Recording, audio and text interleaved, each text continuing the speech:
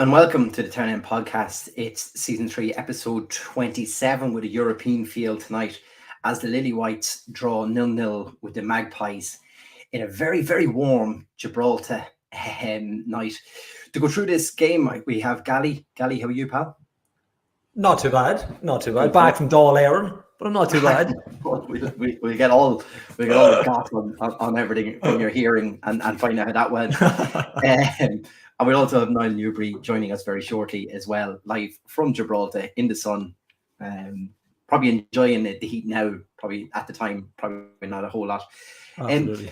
Gally, look, I think it's fair to say if you're on social media in any way, it's fair to say that the Dundalk fans are enjoying themselves in Gibraltar for the past few days. And despite the result tonight, it worked out well for everyone.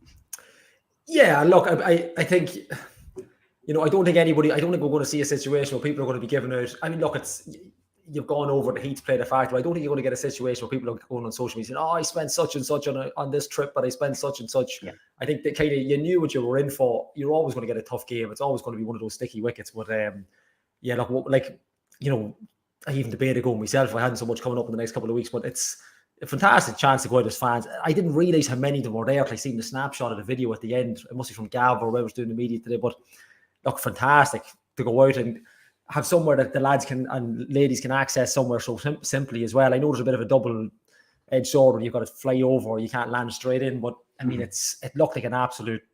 And you don't want to go down the road and say, "Oh, it looked like a great holiday." Forget about the football, but I mean it's a perfect chance for fans to come together, have a bit of crack.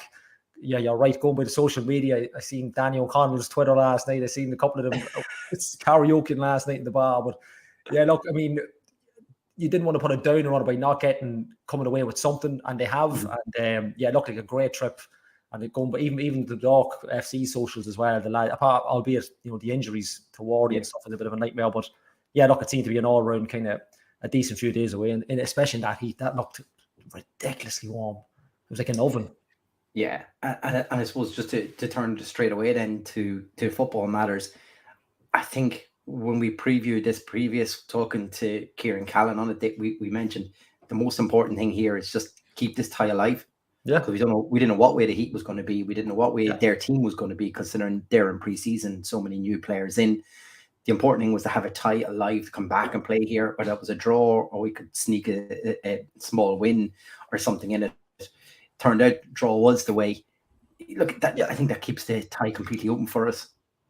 Yeah, I mean, look, the worst case scenario with a draw like that is if you're playing at home first and you're going out with a draw. Any kind of draw is a disaster. But I mean, I don't think. Look, it's a poor game. It's the heat. Like Irish teams going out there and playing in that heat, it'll only benefit one team. Regardless of the level that you're at, Bruno Magpies in that heat at that level and that pitch, they'll be well used to that, regardless of the opposition. For us to go out there and I suppose you're expecting maybe a better result.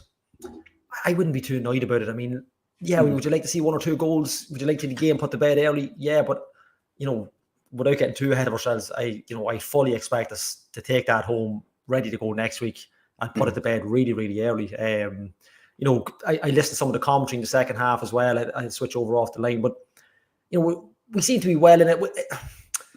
It was a game that kind of everybody kept going on about the heat. That was like you said at the start, it was always going to play a factor. It was always going to be the number one reason why you may not win a game against the likes of that team. But look, I think the lads have done excellent to go out. It's been probably a long kind of 48 hours for them. They'll be disappointed they haven't scored. But I mean, you've kept a clean sheet in Europe away from home. Bring it back to Oriel Park. You can't be too disappointed, and you really can't. Yeah, and I think I think you got to look at it 2 ways. I think the Heat definitely had a massive part to play in this, and you could tell by the tempo of the game, and you're stopping for water breaks in between each half then as well. That kills any sort of momentum if you have it in the game.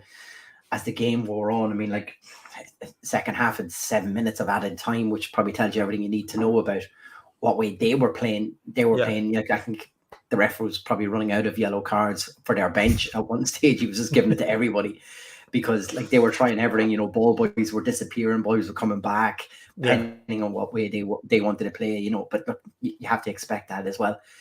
And then, like you say, the other thing is we had chances to win it, but at the same time, we definitely gave up a couple of chances to them that they didn't take. So when I think on the balance of play, I think a draw is probably the fair result. To come away with no significant new injuries that we didn't know about before. Yeah. Nothing like, let's just say that Bruno's Magpies end up taking one of those chances there tonight. Like, the story going into Oriel Park would have been completely different. It would be, right now, we'd be, not that we'd be the laughing stock of the league, but, like, you'd have negative headlines all over the place. We've come back and we haven't got it. We've also seen Ireland go out and play in Gibraltar there recently and, scrape a 1-0 win. And, it showed even what way the weather can play on you that way. Yeah. So I think to come out just with this tie still alive is the most important thing. Let's go back to the very start then, Gally. Andy Boyle comes back in, and I think for an important game like that, if you have a player like Andy Boyle who's fit, it's the ideal one to kind of bring him back in, because just that experience tonight is exactly what's needed at the back. Yeah, and like we talk about his League of Ireland experience, he's captain international, his European experience is second to none as well. I mean, the games he's played on the road for Dundalk over the years. I mean, if we're talking defenders, Darrell Lee's obviously played a few. Brian Gartner would be the next in line when we're talking about that kind of stalwart at centre half or midfield or anything that we have across the park. But yeah, you need players like that to kind of, and like I've even seen a still of Andy Boyle, a picture that the dog has put up. Like, he looks absolutely wrecked in the game, but it's someone with that experience, regardless of fitness, even. The Pat Hubens, even Peter Cherry. I know Peter Cherry doesn't play, but that kind of experience and that kind of heat and dealing with, that kind of exposure on the field. I don't think I've seen in more open ground. Like, there's no coverage whatsoever, and it's frightening. But yeah, you need that kind of, just that level-headedness. And Andy Boyle's had a fantastic season this year, and I think a game like that would have suited him, although he probably would have been absolutely better with the heat. But you need that kind of little bit, because the mental attitude towards the game of a strong centre half coming in. Some of the boys would have really struggled with that. He'd not used to, like the likes of Muller and them boys coming from, probably B football in England, coming over to the League of Ireland and going away with it. And although the trip is great, the European one, if we can get one, is great. But that kind of level, it might not be up a level in ability of the opposition, but that heat, it's Oriel Park. The surface is the same, but that kind of extra added heat, like we die over here at 19 degrees. It's to play at that level, you need players like Andy Boyle in. And it would have been interesting to see if he wasn't playing, what kind of attitude they would have had. But yeah, you have to rely on players like that. And he would have been chomping at the bit to get going. I mean, he probably regrets it now. I'd say he's sunburned right down to his toenails. But that's you need players like that in your game. And Steve O'Donnell would have been delighted to have a player like that coming back in for a fixture like this. And we have to remember as well, that's a massive draw for Magpies today. Like, they'll absolutely love that. Like, that's a big result for them today. They would have been looking at our history over the last couple of years, European runs, league titles. That's a massive result for them today. Massive. Now, we're absolutely going to batter them next week at Oriel Park, but it's a massive result for them tonight. They'll be delighted. Yeah, but like, I think the most important thing is, though, as well, like, for whatever chances we've given them, like, we did have to create our own chances as well on another day, probably in that, without the soaring heat. Yeah, that could we probably do, because like, we'll bring in Niall Newbury now and to kind of go through the match aspects themselves. But I think there's probably one or two early chances we probably should have taken, and maybe the game goes a different way. Well, look, on that note, man, sunning himself here. Niall, you're very welcome. How are you? How are you, lads? All good. You look great, Niall. Nice and different from a normal post-match one, and you're sitting in your house, pal. Certainly a lot hotter out here, lads, than it is in Chapel Street. That's for sure. Niall, all we've really touched on so far is Boiler coming back in here, but like we really just said that when you take out the balance of the heat that was there today, the lack of fluid play that you're really able to play in that sort of heat, mix that in with some gilt chances that we've missed, but also we did cough up some big moments for them also. Was the draw a fair result? Yeah, I would say so. I mean, Stevie was obviously disappointed in some regards not to get to bring some sort of a lead back to Oriel next week. Look, as you alluded to there, Chris, I mean, like, the temperatures are, like, it was hard enough for me kind of sitting in the ground, watching it and with a shelter over me.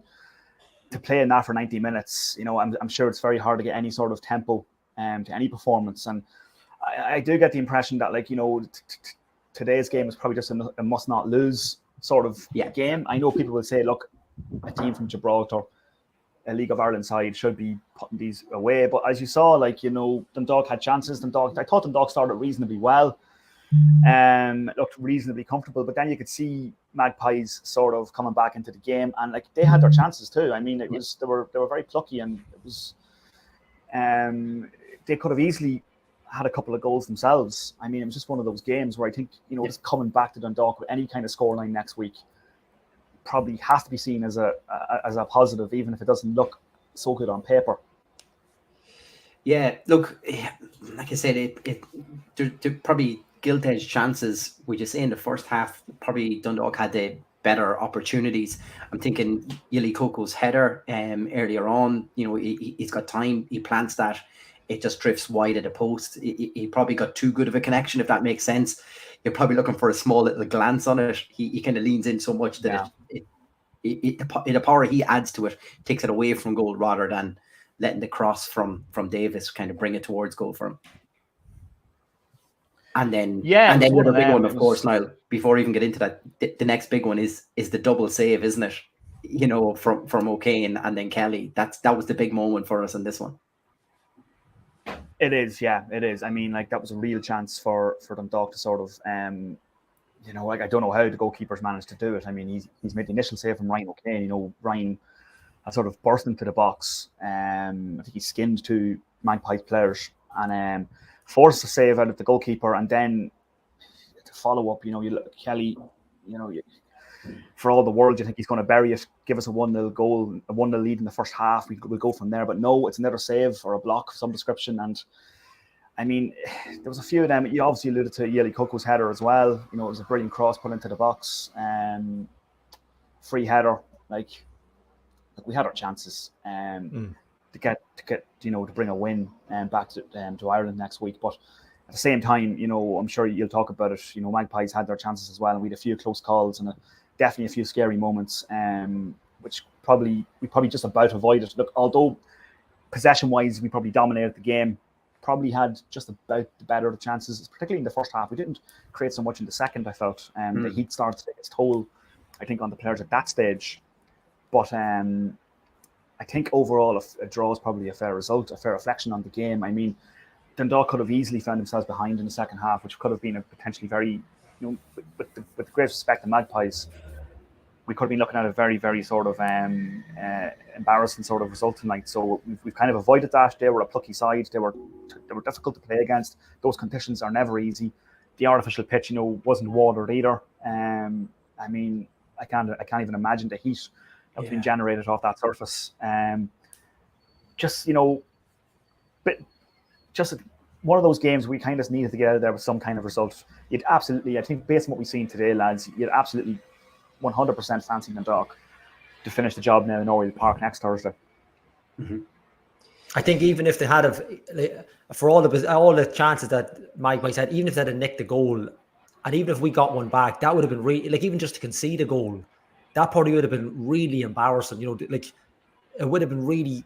It's bad enough to come home with it, but I think lads would have been really disappointed if we even conceded, even if it was a score draw. I think conceding a goal over there, I suppose the heat plays a factor, but I think everybody's expecting it's just Gibraltar team, it's just this, it's just that. But like I said just before you come on, like, that'd be a massive result for them tonight. Like, they'd be thinking, we'd be a mighty team going over there, I suppose, or League of Ireland would be another step up. Like, that'd be a big result for them tonight. So they'd be really disappointed. They couldn't, like you say, they'd be nick a goal.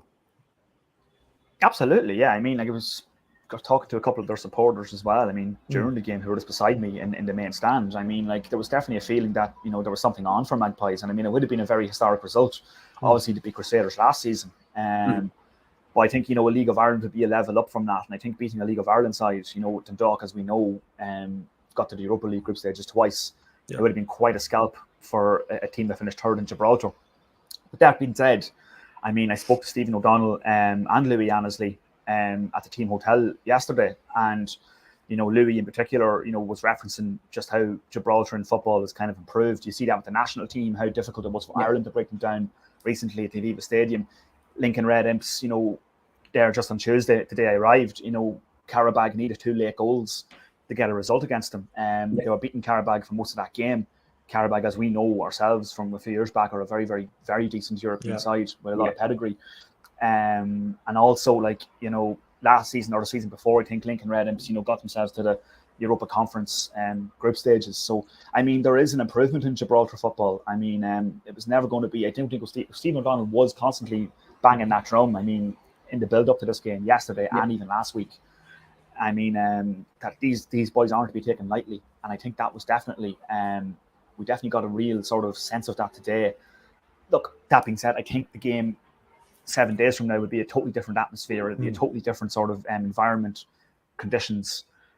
That would probably play more into the Dundalk's hands. But they've got some tricky players. I mean, like Jack Storer, is actually at one stage I actually asked Stephen. He was probably delighted to see him go off, because at one stage Stephen was relaying the message out to his players that he was their danger man. He's an ex-Birmingham City player, and he actually went off at half time. Not too sure why that was. Might have been an injury he picked up. He's only a new signing. Very difficult to very difficult for Stephen. He said that as well in the build-up yesterday. It's very difficult for him to kind of prepare for this game, because they've changed their manager. They haven't played a game. They signed 10 new players, one of them, which was Jack Storer. They've got 5 Gibraltar internationals as well. It might be a little bit easier to research on those boys, but I mean, they were definitely an unknown quantity. Certainly an unknown quantity, and I think with the heat, the conditions, the unknown quantity, all that kind of stuff, I think it has to be seen as a decent result for Dundalk, if not a great one.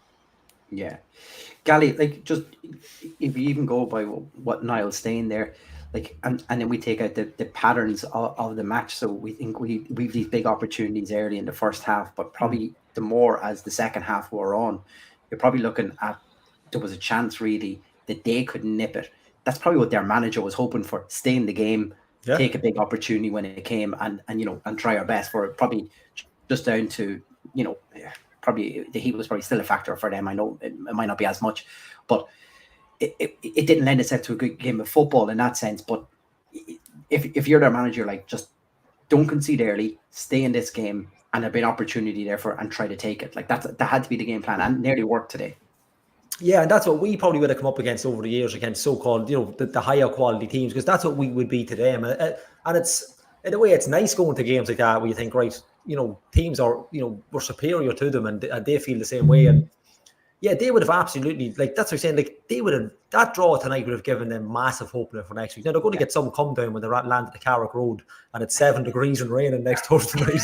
But I mean, it's... Niall's looking forward to it, mind you. Yeah, it is, yeah. But no, that's the exactly podcast. they would have that's what I'm saying. Even if they had a score tonight, that would have been massive for them. Now, I don't want to be disingenuous to teams with massive respect for clubs who get like Niall said, these have finished third in Gibraltar League. It's not like they've won it; they've finished third and they've given it up to Dundalk tonight. Although, look, it's not like we were going to be champions of Ireland either, but. It would have been a big result for them. Their manager would have said, yeah, look, absolutely, hang in there. Can we nick something? And Niall said they probably could have and probably should have. But then again, we would have been, it would have probably leveled itself out. I think, maybe we needed a goal against us. I don't know, but I mean, we've had our chances to win it. But they've had something to nick as well. And yeah, look, and it's I've been there once. I haven't been for football, but it's a football, like Niall was saying, the level's gone up. It's a football mad area. Like every sports shop you go into, it's football. That's their thing. They sell the national jerseys, everything. It's a football mad area for such a small place. They are crazy on football. So it's not like they haven't got that pedigree. It's not like we're not playing a pub team. These are lads who put their heart and soul into it, and they'd be absolutely delighted with tonight's result. And it's something. I don't think you could go over there expecting us to absolutely batter them. Not when the heat's like that. Not when it, like Niall said, an unknown quantity. I didn't even realise that. I thought it was maybe half a dozen players that signed 10. That's massive. It's a full squad. Yeah. I mean, we probably haven't signed that in 2 years over here. But look, it's a good result. Could we have nicked it? Yeah, but I mean, look, I think we've done excellent to come away with that kind of weather, that kind of pressure. I think it's a good day, and take them back to Oriel Park next week. But they'll be delighted coming, not having conceded an away goal. Absolutely delighted.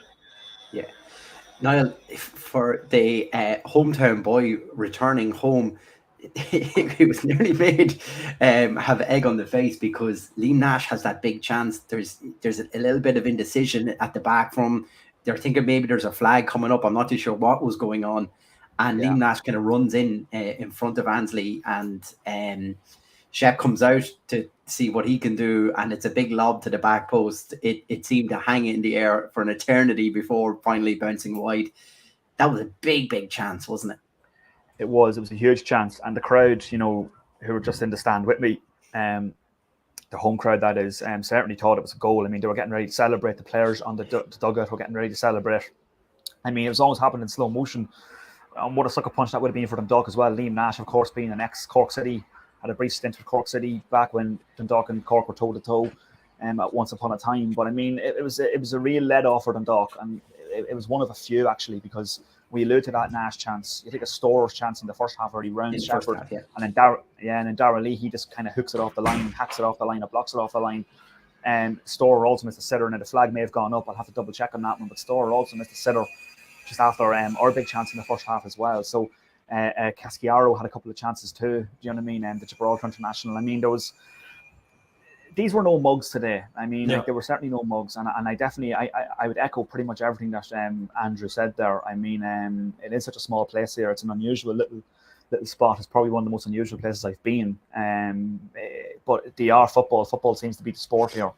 And as you said, Andrew's right. The national team jerseys are everywhere. There's a massive influence in football. You see people walking around wearing the national team jerseys, all throughout the city as well. So I mean, now whether the club scene is as big, I'm not so sure. I mean, there was a reasonable crowd for Magpies today in the main stand. I know you could, on the TV angle, you could probably see the brilliant travelling Dundalk support over the far side, which was brilliant to see. I mean, a couple of hundred Dundalk fans travelling down to the pits of close to North Africa. It just shows how brilliant our fan base really is. And it's been brilliant actually out here, because walking about, somebody said it to me the other day, it's like looking down a bridge street down the balcony here. I mean, it's full of Dundalk supporters. In fact, I invested in a pair of shorts because of the weather. And I'm thinking, a man in his 30s, I probably shouldn't be wearing shorts anymore. And I was thinking, no one's going to see me. But then half the town's bleeding here, so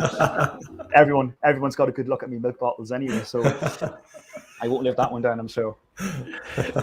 Yeah, Gally, if you're, Stephen O'Donnell now, what do you take from this tonight? I'm just thinking there, if you look at Patsy's comment there, it's snail's pace probably today. We didn't play our best football today. Is that just down to conditions? And Skip would have been happy, just don't concede, have something going back. What do you think he's taken from tonight? Yeah, even Niall raised a good point there about the pitch, not being watered. They probably knew not to water it. That'd be Laura Merchant, that'll be a Harry Taff special. Harry Taff, when he used to water some of the field for certain clubs, just the half that Dundalk were, just the half of Dundalk ones, and they probably, that would have played into their hands, not so much us. But what Stevie take from it? I mean, Patsy raised a good point. Snails, but Dundalk, everybody knows what Dundalk. European nights in Oriel Park very rarely go wrong. I mean, they very rarely have a poor night at the office at Oriel Park. So Stevie, I'd say he'd play tomorrow. I'd say he doesn't want to wait the week. I'd say he wants to get these boys and show them what it I think at Oriel Park would be a different animal. Now, the wind will be with them as well. They'll want a bit of it, but they won't know what to expect coming over. I think they're going to get a rude awakening when they do land, because I honestly think the game, if we play to our potential, I know there's some decent players out there of ex-Birmingham, like Niall had mentioned, but I think we could be out of sight after all. I think if these boys hit the ground, because Stevie, as much as the heat's been a factor tonight, he'd be probably disappointed we haven't scored. I mean, the chances have been there, but he'd probably be disappointed we haven't come away. A clean sheet's great, but we haven't come away with an away goal. Even just scoring against a team like that anywhere, that'd be probably the minimum he'd expect. But I don't think he'd be too disappointed with it. I think he's just, look, lads, we play our game at Oriel Park on a freezing cold Thursday night that's only going to be 17 degrees. And, and look, we don't know, maybe the cooler temperature might suit it. We don't know what way Gibraltar are going to be like when they come over, right, on Gibraltar Magpies. But I think he just telling the lads, look, lads, get your heads down, move the ball as we do. I don't see anything, and I don't want to be hamper back to this podcast next week when we're battered. But I just don't feel, I didn't see that these lads would have any fear in them. I don't think Stevie will. Yes, one or two players might stand out, but I just think he'd be telling them, look, lads, we'll go again. I don't fear anything. You know, like, I can't really see an issue here. I think, look, Keith Ward's injury, but aside from that, I think we'd actually take him to the cleaners next Thursday night. I really do. And I don't mean to be smart. I don't mean to be disrespectful, but I think we're too good for them. I think you're never too good to be beaten, but I think, from listening even to Adrian Taff and Wardy on the side and Niall as well, I just think we'll have too much of them. And I don't think Stevie will hit the panic button. I think just lads play our game and they won't be able to do anything with it. Now, what was Skip's comments after?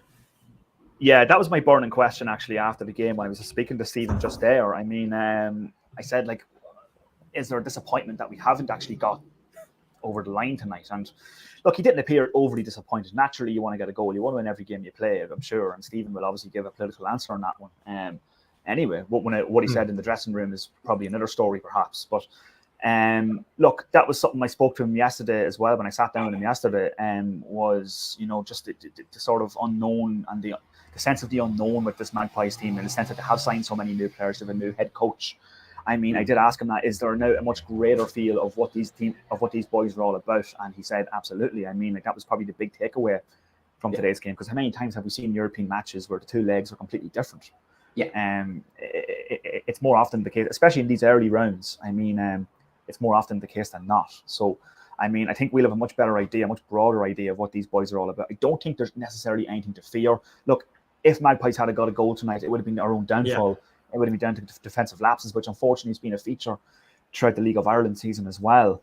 But I don't think there was anything major to fear. I mean, like, Jack Storer was probably their best player, was probably their best threat in the first half before he came off. I mean, there wasn't a whole lot else. They were happy enough to sit back and, soak up pressure and, let Dundalk kind of frustrate Dundalk. It was a frustrating night at the office, I suppose. But, I mean, I don't think there was a major disappointment within the Dundalk camp. I think that the general sense from Stephen coming in and even speaking to people around the place is that, it's not perfect, but it'll do. And I think next week in Oriel Park, because we've a much better understanding, and we'll be able to kind of, Stephen and the players will be able to kind of, plan a bit better and knowing what they're coming up against. I think I'd be of the opinion that I'd not wanting to jinx them now, but I'd nearly be of the opinion that I'd nearly fully expect Dundalk to get over the line and progress to the second round. The only problem is, I mean, like, if you look at the results tonight, I mean, KA beat Connah's Quay 2-0. Mm-hmm. So it looks like, in all probability, it's probably going to be KA from Iceland in the second round. That's going to be a step up from Magpies, you would think. So, I mean, Icelandic teams, as we saw Shamrock Rovers the other night, are generally quite strong and are generally quite strong. And we played FH as well, of course, in 2016. So we're familiar with Icelandic football. Icelandic teams are never easy to play against. So, I mean, now I don't want to jump too far ahead. We need to get the job done next Thursday. But that's, the dog will need to raise their level ultimately in this competition if they're going to have any sort of run in it. That's just the bottom line. Because, look, today was difficult. No question about it. You're well over 30 degrees playing this game today. It's hot here now. It's not quite as bad as it was for anyone who's in Cyprus in 2018. I was probably one of the unfortunate ones who was sent on that one. And that's when I had my Steve Staunton in Orlando moment, when I nearly melted. But I was glad to get out of there. But, like, here, it's still very, very warm. Make no mistake, it's very, very hot here. But at least there's a breeze. There's actually a breeze. You can probably see this, the tree blowing in the back there. I mean, there actually is a breeze out here, which wasn't the case in Larnaca in 2018, which I was not prepared for. So luckily, I'm head to toe in sun cream still, mind. Gally, so like I just said, it probably sets up nicely the second leg on this. Now, we bemoaned that we've had to play a couple Friday and Mondays there at the to clear this kind of bit of space for us for these rounds. But this is an ideal situation that this is probably what Skip would have wanted, is have the game pretty open, that we're not chasing something. We can go out and play our game next Thursday back in Oriel. He'd literally nothing else but this fixture to look forward to as well. So, it's a good bit of time for planning and rest and recuperation for everybody in this group. Like, he can literally have that 7-day lead time leading to this game, so he can plan this perfectly. Yeah. And now, like Niall just said, we now have video evidence. We now have a bit more understanding of how this team is going to play, personnel, how they like to play. like it's an awkward situation at the time. We're looking at that Bows match in particular probably was just one too many for us in our last wee run. But now we can concentrate only on this game, and that's a great situation for us to be in. That it's a level tie, but you would like to think that Skip with the time can see us through this tie. Yeah, I mean, like if you look at it just from being selfish on the Dogs' point of view, if you're traveling home tonight and thinking you have a game maybe Sunday evening or Monday after that heat, and then because you haven't put the game to bed tonight, not that you would have changed many players for next week, but you would have had to change possibly for the league match or whatever it may be, a cup game or whatever we would have ran. But yeah, look, it's like you said, that couple of runs we had the Friday and Mondays, wasn't the greatest set of games, but I mean, it'll benefit us now, hopefully, in the long run, because now we've got a full week, like you said, get completely ready. They'll have 2 or 3 days off now, maybe, and get back into it. And I just think, for me, they'll just be looking forward to getting this game. And I don't want to be, I don't want to say this, but just get it out of the way. And I don't mean that as in it's a nothing game, but they'll be looking forward to coming up, and it'll happen so fast.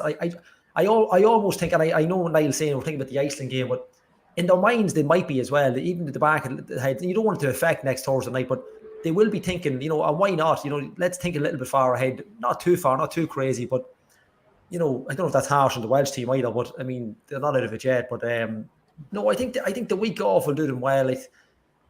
Like you say, fixture congestion, League of Ireland is notoriously bad. When, we spent years nobody looking after teams, and now they've got a nice wee bit of time down, albeit the cup match the following week. But like if that cup match had to happen this week, or we had an extra league game or a called off game, or it would have been an absolute not a disaster, but it's just something. It's just something you don't want. And I'm sure if we get a run in the cup, it'll probably come up a crop, or at some stage we get a fixture that we don't want. But it's just nice to have that week off, relax. The game's by no means over, but I would expect, like Niall said, I would expect this team to go out and put it to bed early enough on Thursday night. But yeah, having a week off to train, not take it easy, but work on what they have. You've got, like you say, video analysis. They've got all the tapes. Yeah, they'll know what to expect, because that's quite possibly as good as Bruno Magpies are going to get today. I don't think that, but from what the sounds and what I've seen, they're probably not going to be able to play any better. It's whether we can go up to our gear, or to our level, and see the game, see the fixture over. Niall, from watching you at home, one thing that was very evident was probably over the last few, in particular domestic fixtures, we've seen in around the hour mark, Skip has done that multiple substitution. He didn't really do that tonight. Did you feel it was more just contain, just get this, we'll take this back to Oriel, we can finish this tie, because it doesn't look like they're going to punish us unless we do something absolutely, ridiculous and shoot ourselves in the foot here. We've seen John Martin come late into the game and stuff like that. Was that more just giving me a taste of this, get everyone getting a bit of European football and, play within yourself, but don't overexert here because we don't need to, because there's a second leg to come? Yeah, I think there was definitely that sense. And I mean, it was reasonably surprising to see Stephen not make a change. I think it was the 70 odd minutes when he made that first one. I mean, that's not been the norm for Stephen usually. Look, John Martin obviously was a doubt coming into the game anyway, so he wouldn't have been fully fit. I mean, look, there's players on the bench. We've got a very threadbare squad at the moment. Obviously Keith Ward, who's travelled with the squad in fairness, and was on commentary tonight with LMFM. I actually asked Stephen about Ward yesterday, and just on how big a miss he's going to be, just a player of that technical ability. In Europe, you would think that's ideal to have. But he said he's brought him along anyway, just because of his character and what he does for the squad. Off the field, in some respects, he's a very likable character. But I mean, yeah, I think there was definitely that feel of it. Just let's not go too mental here in terms of trying to push ourselves. Let's bring the game back to Oriel Park next week. I do think you'll see a completely different game of football in a week's time. Yeah. I mean, I don't, and I think it's a good point that was made there. I mean, I don't see Magpies being any better than they were today. I just don't think they have the quality. Look, anything they created today would have been our downfall. I mean, it was us shooting ourselves in the foot as opposed to them playing through us. That being said, I thought we looked reasonably comfortable throughout the game. We didn't, barring those couple of hairy moments, we didn't look like we were in too much danger. In fact, in the last 20 odd minutes, I think we were sort of, without creating too much of the chances ourselves, we were looking to more likely maybe nick the game and nab it. So they were kind of happy to sit back then and maybe take a draw themselves, which is a good result for them. It's a reasonable result for us, not ideal, but reasonable. But I think that's probably the thinking behind Stephen's decision not to empty the bench in the way that he has done in recent league matches. Yeah, Gally, I think the other thing that, I thought when I was seeing the team and stuff come in, you're looking at Mayowa Osama on the bench, you're looking at Mayo on the bench. Like, that's great experience for these lads coming over for this sort of thing, because let's face it, we're not 100% certain of what way budgets are and whether Skip's even going to be able to bring in anyone on the strength and stuff. Obviously, we've got Brownlee in, is one person we know, but we're one injury away from really needing to call on these lads. So to get the experience to fly out with them, that's brilliant for these guys, isn't it? Yeah, I mean, I think even we'd seen Owen Kenny earlier in the season, and even Ryan O'Kane back in the day would have been on the road, maybe like UCD or Cork, but like to get on the plane with these boys, full-time professional footballers, experienced lads in European games, to get that trip, it's got to, on the mental side of things, it's got to be great. And to know that Stevie's picked him as well to come along for the experience and play, like possibly play, you don't know what's going to happen with injuries, like the way the season's gone for the lads. But yeah, it's good that it's probably not from a football point of view, but just to get them saying, look, lads, you're on the edge here. This is, if something goes wrong, because like you say, and rightly say, we're probably not going to see a lot of, I know Brownlee's probably one of, maybe we might get another one. I don't know, Niall might be able to elaborate more if there's any rumours, but I don't think we're going to get a mass, influx of players. We kind of knew that at the start of the season. Like Brownlee's even come out of left field. Like, I'm not going to lie, I had to Google him. I never heard of him until the other day. But yeah, look, it's great for these lads. Would you play them in games like this? You'd like to think maybe if we're winning well or playing well on Thursday night, one or two might get a run out, because they're definitely good enough. For that type of level, like Niall had said, repeat what I said, whether this team can get any better in Oriel Park, I don't think so. So you'd like to think, if you're going to use one or two, because I don't think, you've got an FA Cup game coming up as well. I don't see them playing a lot of football during that. I mean, that's going to be a really big, that's our cup final straight out the gate, in the first round. But it's nice to get them on. We've been calling for a long time just to get lads involved. And like you say, we don't Kenny earlier in the year, but, for the experience, for that opportunity to say, right, well, I'm on the cusp here. If something happens here, at least I'm being thought of, and that's got to work wonders for them, going forward, just to give them that little bit of confidence and keeping them probably on the straight and narrow and out of Ridley's nightclub on the Saturday night. Exactly. Niall, like we've seen, like Mayo's only coming back from his loan spell at Dungannon. So you'd like to think he's, of a reasonable match fitness as well. I think he could be someone we might call on at some stage, because just as Patsy says there, look, we're just, with injuries, 2 players gone, we're very light on the bench. Yeah. And this fixture congestion coming up probably over the next wee while, the longer we're in Europe or the longer we stay in the Cup. Yeah, I'm assuming so. I mean, like, Mayowa, in fairness to him, in 2021, when he kind of broke into the squad towards the end of that campaign, which was an otherwise chaotic campaign for the club, but one of the shining lights was Mayo's coming in at the end of that season and performing really well. I remember him in particular in a cup match against Finn Harps, where he was arguably man of the match. Yeah. He's got, look, he hasn't really been in the plans in the last year and a half for whatever reason. Look, he was loaned out to Dungannon Swifts in the Irish League, the Irish Premiership up north. I mean, by all accounts, has had a very good season up there. Not going to spiff you and say that I've watched too many of their games, or any of their games for that matter. But got through a relegation playoff, and he played it. Yeah, well, there you go. So, like, I mean, he's a young lad. I mean, he's a young lad learning his trade. Yeah. You would think with the fixtures coming up, I mean, he will have some part to play. Where that falls into, I don't know. And to answer your earlier question, I mean, like, I understand that the club are looking at one other player at least.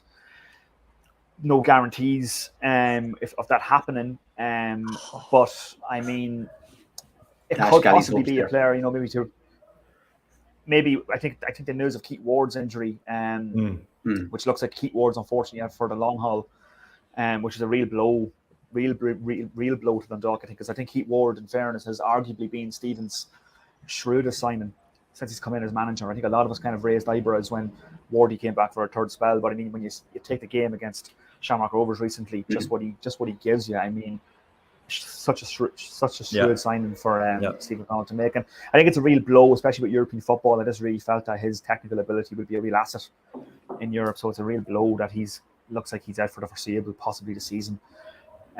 So for that reason, you might see a midfield type player coming in.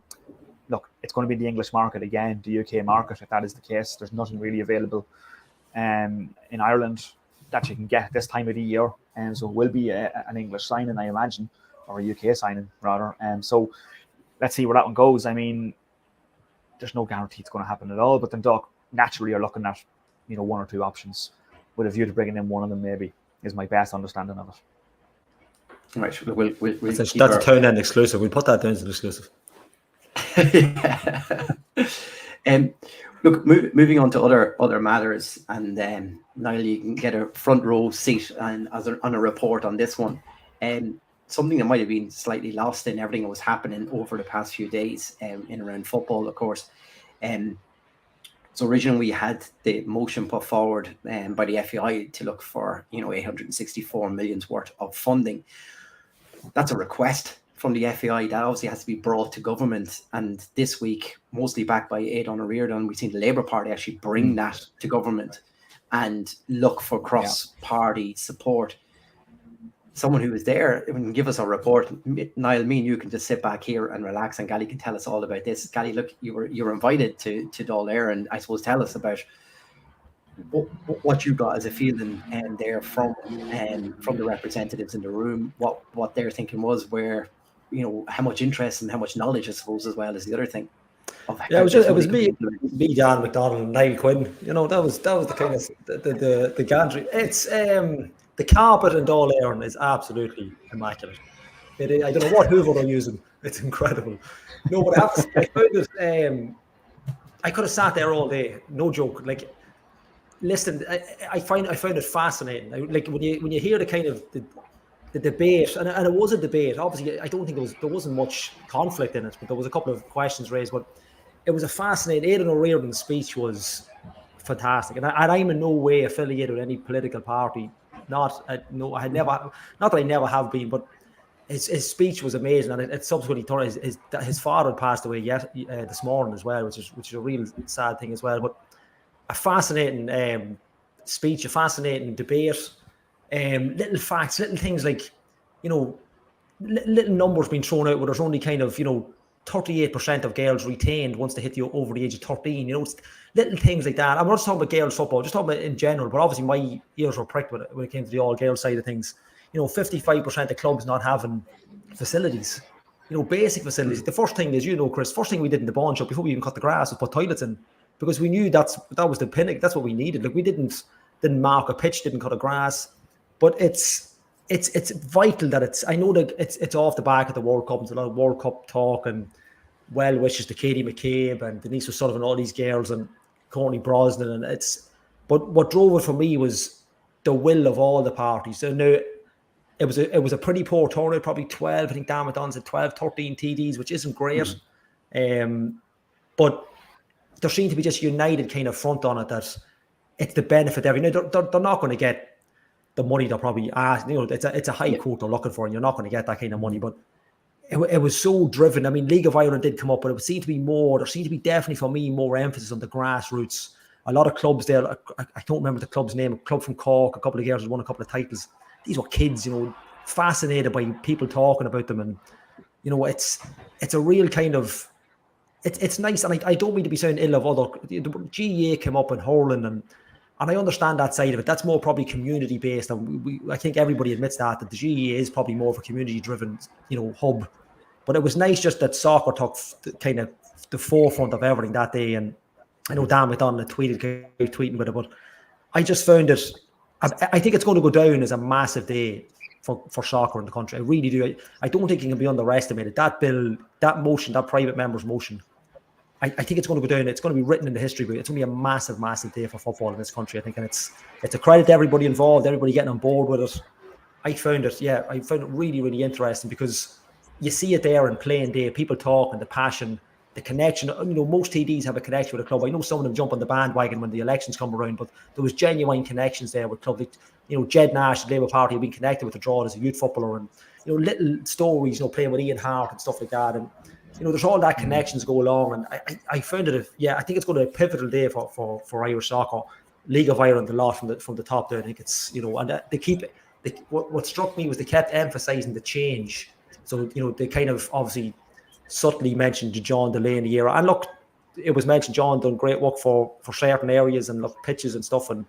But to see this kind of tidal of change, this were really driving this home, and everybody seemed to mention it all the time. That it's now changed from the top, and things are going to be different. And you're hoping that comes to fruition over the next couple of years. But yeah, look, I have to say, it's a fantastic. It was like a 2-hour event. Fantastic, yeah, brilliant. But big day for soccer, in my opinion, massive. Yeah, Niall, just to get your thoughts on that. I mean, it's all well and good for the FEI to say this is what we need with regards money to bring this on, but unless someone actually tables this in government, it's it might as well just be a spreadsheet sitting somewhere or a PowerPoint presentation that looks fancy but it's going nowhere. So it has to be brought to government, and now we have that. Andrew Sock, it probably won't be the amount, the 864 million that they're looking for. But God, if we got a portion of that, like that could be monumental change even.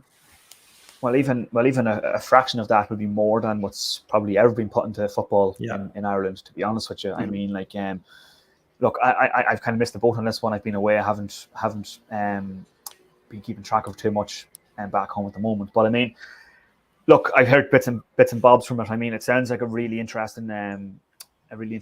I mean, like, it's no secret that football in Ireland is, it's been completely neglected.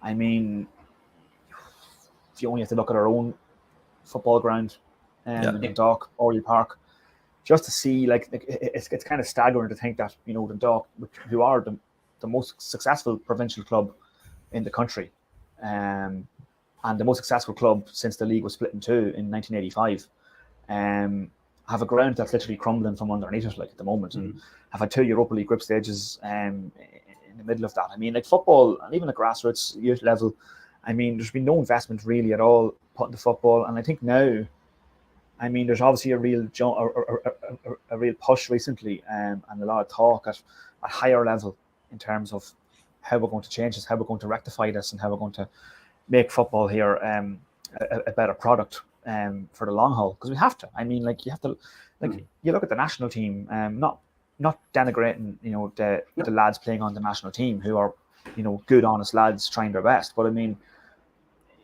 you look at where they are, you look at where we are, basically, our best players are essentially second, third division players in England. Yeah. I mean, something's gone wrong in terms of, and I think, we probably know what's gone wrong, but it's been well documented. But I mean, now you're starting to see a push. I do think there's a danger with these things as well. I'm glad it's gone to government level. I mean, that's definitely feels like a watershed moment, I think, because it's very seldom you'd see this kind of stuff going to government level. But I mean, the last thing you want to see is all these great ideas that do float out every now and then, and last thing you want to see is just being put into a file somewhere, and shelved, and not taken down again. This needs to be pushed. You can even bring it back to local councils here, all that kind of stuff. I mean, well, exactly. Like, there's going to be local elections start coming up very soon, Niall. So this is the time when someone knocks on your door, say, "This is a pressing matter for me." Exactly.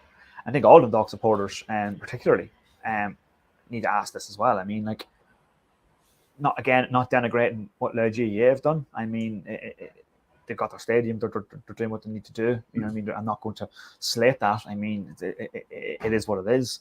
But, like, I mean, I don't see, like, I just don't see how something like I know the GAA have worked hard on that, and I mean, the GAA that is, but I mean, like, why not? Like, why not have something like that for Dundalk FC? I mean, like, I just don't know. I mean, and it's a great point you raised there, Chris, because when councillors and potential TDs do come knocking on your door, I mean, football is a massive part of life in Dundalk.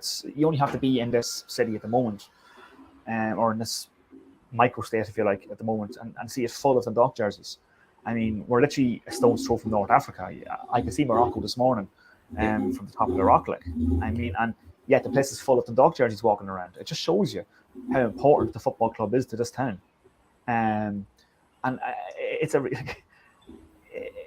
not just saying that. I mean, I think we're all in agreement on that one. Like, the football club is the town. I mean, like, when people think of Dundalk everywhere, like, you associate with the football club. I mean, it's a town's identity. Yep. So I mean, Yeah, so I think like when TDs or councillors potentially are coming to your door, knocking on your door, asking you what's important to you, it's a great point you raise. It's the football club. What are we going to do to Oriel Park? Why have we got a place that, you know, it's just literally disintegrating in front of our very eyes, and it's just decaying further and further and further. And we've harped on this for many a year now. And not just on Dundalk FC. I mean, there's clubs across the country who could do with a coat of paint at the ground. Like, you know what I mean? It'd be great to see. Like, you look at the game in Tala Stadium there the other night, their Champions League game qualifier. I mean, like, that's the barometer we need to be looking at. We need to be aiming for that for all the clubs. I mean, it's a very interesting point that's raised there about the amount of players that drop off at a certain age level as well. I mean, you're seeing that with boys and girls. Just where you're literally at the point where there's actually no clubs for them to play for. Do you know what I mean? So naturally, you're going to get a huge drop off. You're going to lose potentially good footballers, male and female, to the GAA. I mean, there's got to be more. There needs to be more done at every level. It needs to be taught from top to bottom. And it really needs to start now. I mean, there's no point in saying, oh, we're going to do this in 5 years, we're going to do that in 10 years. I mean, there's no time like the present in terms of, you know, getting the ball rolling on some of these ideas and really putting them out there. So, yeah, I think it's a positive thing. I mean, from what Andrew's saying there, it sounds like it's a really positive day and uplifting for any soccer supporter in the country. So, fingers crossed. Yeah, look, Eamon Collins with a good point there, and Gally, you know, unfortunately, is coming along with everything's happening with RTE, with their funding and stuff at the moment. So it's probably got a bit lost with regards to kind of national news. But Niall, just the point that Niall just said there, you know, there's no time like now for this, and he's absolutely right, because we've just hit this strange situation that we would have needed something to kickstart some sort of investment in it. So the FEI proposed this funding structure for all levels of football in Ireland. But Brexit has literally just handed us a platform, hasn't it? For a reason to invest into youth football and academy. Like, even if out of all of this, if our youth grassroots football and academy football comes up to a higher standard, like, even that's going to be brilliant, because, like Niall said, if you look at our national team, they've all got roots somewhere in the League of Ireland now, and that's going to be more prevalent. That if kids aren't going to the continent to play for their academy football, should I say, and they're going to be remaining in Ireland, we need proper academy structures. That, you know, when you look at Oriel and you hear the debate.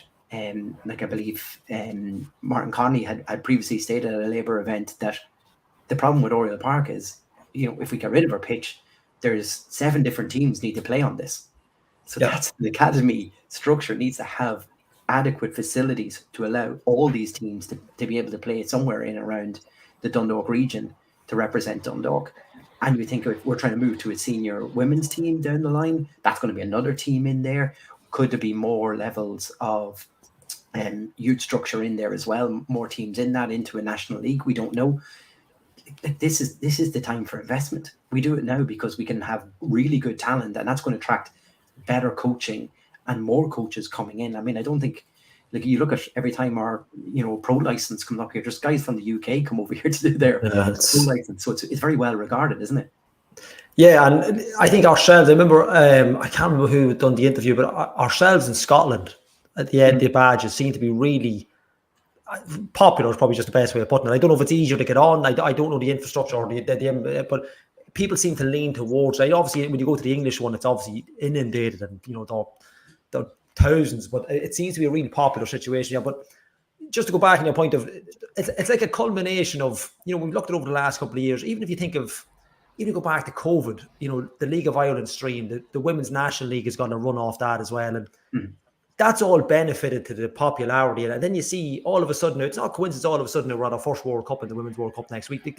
That's not coincidence. That's just sheer, it's good timing. And it's that kind of, that opportunistic though, isn't it? That's it. It's absolutely, and we just hit it full on the pill. No, we just hit it perfect. And we need, like Niall was saying, there's no time at the present. You need to get on that wave and carry it, because it's the same. If you look back there, and it came up a lot in the Dáil the other day, Italian 90 was kind of that pinnacle for everybody. Or you had Stuttgart 88, but Italian 90 really, like before Italian 90, Ireland soccer didn't exist. Nobody really, people didn't watch it. It's not like I wasn't around, but I mean, I was, like, I'm lying, I was 84, but I'm not trying to play ball in the 90s. But, it wasn't really a thing. Like, I like, it's only when you don't realize before Stuttgart 88, nothing. I mean, look, you had the kind of own hands managing Johnny Giles, but nobody really kind of paid attention to Jack Charles' team got going. And then they rode that wave. They put money into it. They got that infrastructure. Obviously, look, at players came over from England, drink a pint of Guinness, you're in, that kind of crack. We make jokes about it, but that's what built what we have now. Yeah, and you've got to do the same. Like the women's national team now, people are saying, I'm probably guilty saying it as well. We don't know when they're going to get to another World Cup. No, they'll get to the next one, because we have to carry this. You can't be just saying, it's a one-off. You got to make it the infrastructure. And if you look at the average age of the squad that's going to the World Cup, they're all early to mid-20s. Some of them still playing in the Women's National League. Even you take someone like Chloe Mustaki, who's well connected with the Dundalk, being a partner of Greg Sloggett. It's only in the last 18 months she's gone to Bristol City. She was in Shelbourne up until recently, and Peamount and whatever clubs, Anya Gorman's connected there as well, and Abby Larkin, and all these players, and they're not. It's not like they're going across the water to earn millions to come back and play for Ireland. They're doing it here, and they're good enough here, and we need to kind of take advantage. Like you say, Chris, be opportunistic with it. They're not going to get the money they're looking for, that kind of 800 odd million.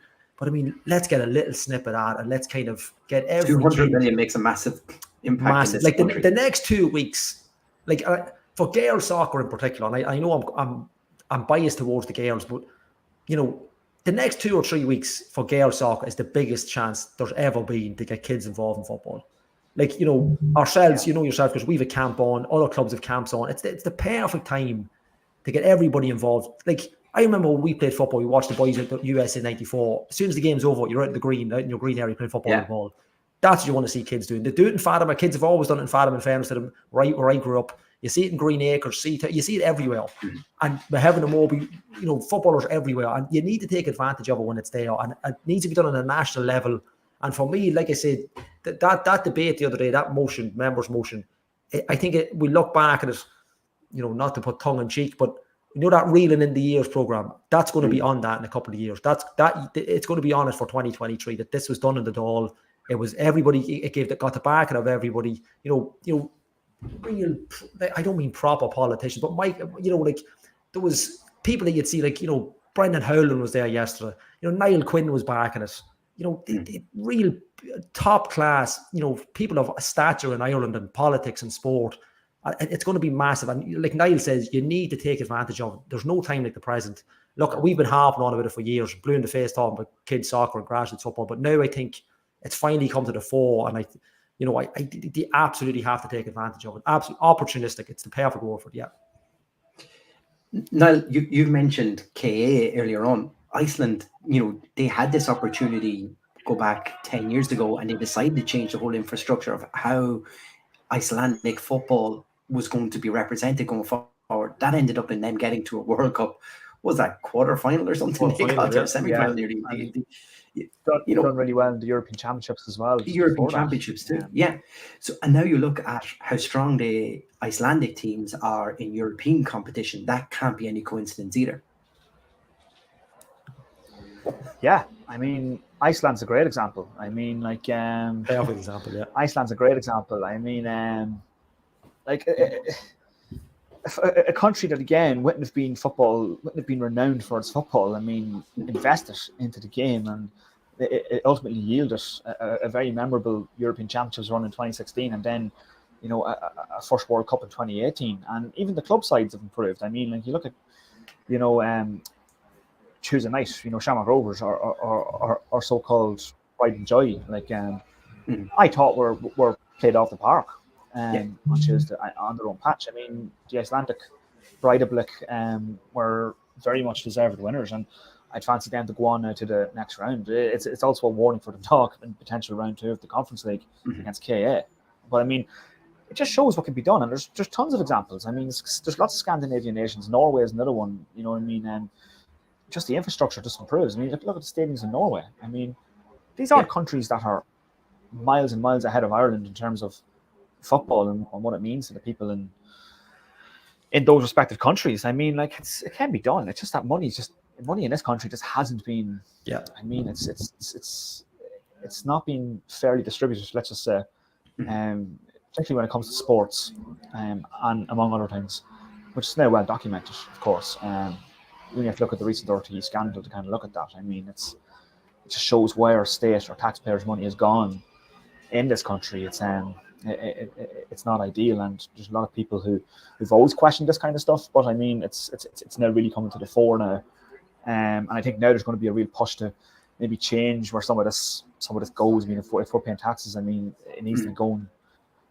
It needs to be benefiting our way of life and how we're represented on the international stage as a country. And there's no better way to do that than football. Football is the biggest sport in the world, bar none. There's no question about it. Like, I don't care what anybody says. That's just a fact. It's played in every country in the world. You know, even in a micro state like this, like there's a national team. I mean, it's huge, and it's the best way to bring pride back into a country. Like, as Andrew alluded there, like what Italia 90 done for the country. I mean, it shows how, even more locally, you know, what Dundalk's rise under Stephen Kenny did for the town of Dundalk. Yeah, it just makes people proud to be from where they are again. It makes it proud to be from Dundalk. It makes it proud to be Irish. And that's what. And there's something really to be said on that. You know, people's perception of who they are and the country itself is huge. Yeah, and I think, and just very quickly, just something Thomas Bourne TD had mentioned yesterday, and clubs probably didn't even realise. So we got our grant last year. Castlecliff Beds got a bit of a grant, but any soccer club that applied for stuff last year got the money, got some. So that's an unusual. Whereas, you know, a lot of people were complaining they didn't get anything, but a lot of clubs didn't apply for it because they just assumed, well, I'm not going to get it because it's going to GEA, it's going to whatever, it's going to this. So even to hear that in the all the other day, that's an improvement. You know, if you're applying for money, you might not get it all, but you'll get some of it. And like, I think last year, any club that did apply and done the stuff properly got a portion of what they were asking for. And even that's a stepping stone towards something down the line. Because we've heard these stories, like Richard Boy Barrett mentioned yesterday, there's a team, Sally Noggin, just very quickly. He played for him as a kid. The pitch hasn't changed. The flagpoles are the same. And I think he said something about the changing rooms. It's the same changing rooms that he played. This man's 50. And there's a real park he was talking about. There's a real park. It was just this kind of tin can. And, you know, it just shows the infrastructure's not there. Like, the pitches might be there, but there's no kind of...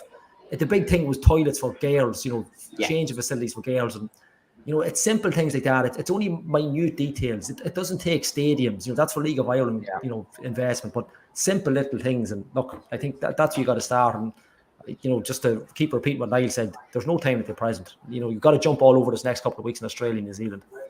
Yeah, and now just to wrap up on this point, I mean, I think the only counter argument we've seen is this money is probably going to have to come from a betting levy. But I think the general consensus is we don't take away from horse racing or greyhound racing. We just increase that tax so it goes to more sports rather than, even though they'll say it's not ring fenced for those two sports, it's just that the government also happens to give exactly the amount that is raised from the tax on those two. But the arguments need to come back from the horse racing side. And look, I do a fair bit of horse racing work myself. They say that the amount that gets reinvested back in down through horse racing makes that a more than adequate investment back in.